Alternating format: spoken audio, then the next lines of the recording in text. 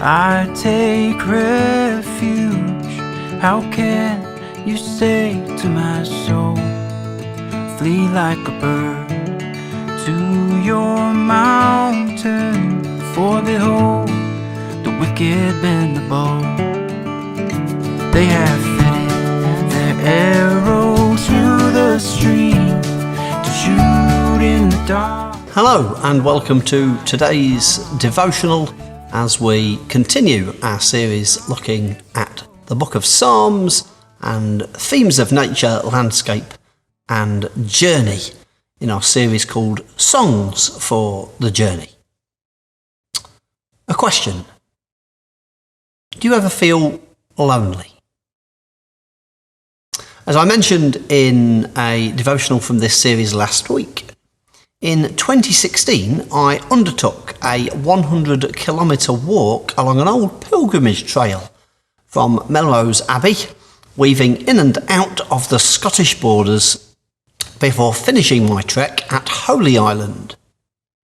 Perhaps the strangest day of this 4-day hike was the third day of the walk. Throughout the whole of the suggested route from Kirk Yetholm to Wooler, I saw only one other person, a man in a tractor in the distance, and I spoke to nobody.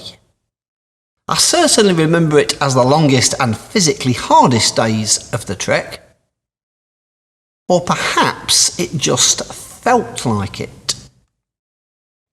Whilst working for Oxfordshire loneliness charity the Archway Foundation, I began to research the effects that loneliness and isolation can have on a person.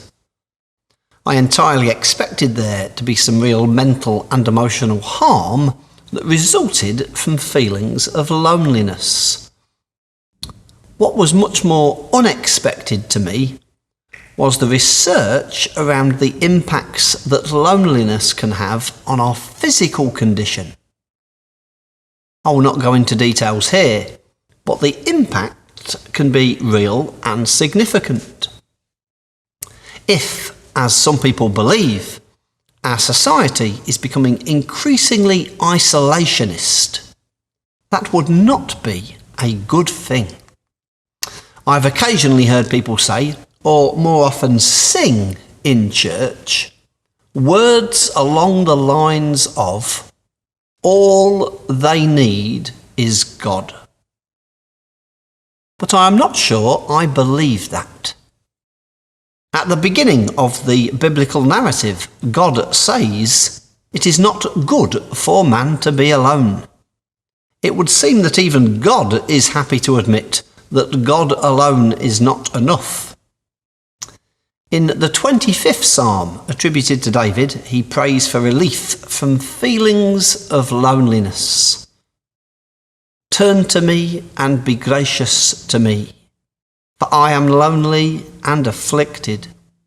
Relieve the troubles of my heart and free me from my anguish." And in Psalm 68 we read that God sets the lonely in families. I am of the view that God does not do much on this earth without human cooperation. And if God does desire to set the lonely in families, I believe that will primarily manifest itself through the actions of people like you and I. The Reverend Martin Luther King Jr. said this: "Everybody can be great because greatness is determined by service." I know of many folks in this church and community who are making real efforts to love, support and serve people. Of course, nobody can serve everybody, but everybody can serve somebody. And so, may God help, lead and guide us in what could be a potentially life-saving work of supporting someone who may feel isolated or alone, or even in some way providing a family that they could be part of. May God help us all.